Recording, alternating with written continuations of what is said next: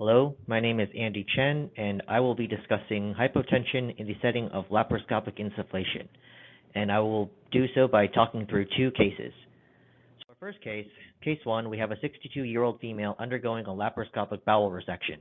5 minutes after insufflation, her art line detects a blood pressure drop down to 82/46 from 120/72 at the beginning of the case. All other vitals and machine and ventilation parameters are within normal limits. So, what's going on here?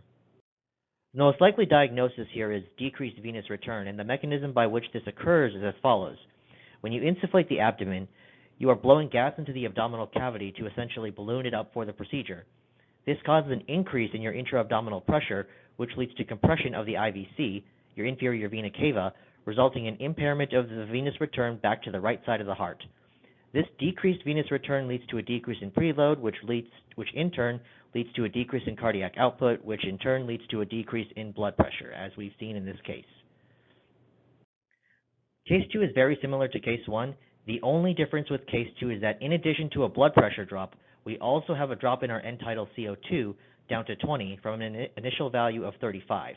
And as with before, all other vitals and machine and ventilation parameters are within normal limits.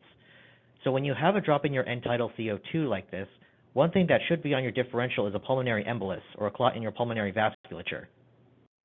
The reason why this causes a drop in your end-tidal CO2 is that it prevents the CO2-rich blood in the pulmonary artery from reaching the alveoli and participating in gas exchange. In this example here, if I have a clot blocking off blood flow to the entire left lung, there's no more perfusion of those alveoli, which means all that CO2 cannot get into those alveoli via gas exchange. In the setting of laparoscopic insufflation, the most likely source of this type of embolus is a CO2 gas embolus because of the CO2 gas that is used in the insufflation process.